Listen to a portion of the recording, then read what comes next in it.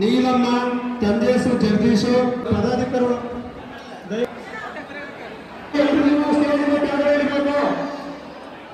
ದಯಮಾಡಿ ಎಲ್ಲ ಮಾಡ್ಕೊಡಿ. ಪೋಷಕರೇ ಕುತ್ಕೊಳ್ಳಿ, ದಯಮಾಡಿ ನಮ್ಮ ಜಾಗದಲ್ಲಿ ಕುತ್ಕೊಳ್ಳಿ.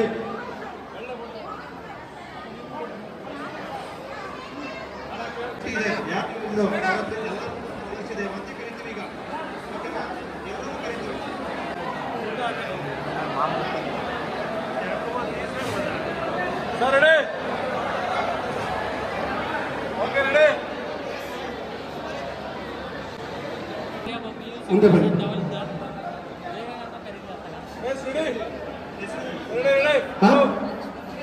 ಲಕ್ಷ್ಮಿ ಹೋಗ ಮಾಹಿತಿ. ವೀರೇಶ್, ತಂದೆ ಹೆಸರು ಜೋಗಣ್ಣ,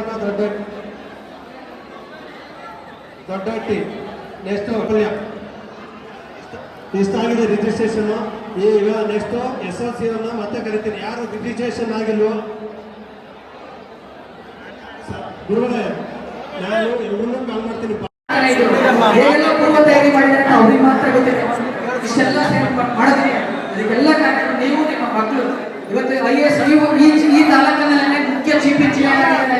ಎಷ್ಟೋ ಜನ ಇಂಜಿನಿಯರ್ಸ್, ಪೊಲೀಸ್ ಇದ್ದಾರೆ, KS ಆಫೀಸರ್ಸ್ ಇದ್ದಾರೆ. ಇವತ್ತು ನಮ್ಮ ಮಕ್ಕಳಿಗೂ ಕೂಡ ಹಂಗಾಗಿ, ನಮ್ಮ ಮಕ್ಕಳಿಗೂ ಕೂಡ ಹಂಗಾಗಿ ಇಂಥ ವೇದಿಕೆ ಕಟ್ಟಲಿ ಅಂತ ಹೇಳ್ತೀನಿ. ನನ್ನ ಹಾಡು ಯಾವಾಗಲೂ ಇದ್ದೇ ಇರುತ್ತೆ. ಯಾಕೆಂದ್ರೆ ಇಲ್ಲಿ ಫಸ್ಟ್ ನಾನು ಮುಖ್ಯವಾಗಿ ಕಲಾವಿದರಿಗೆ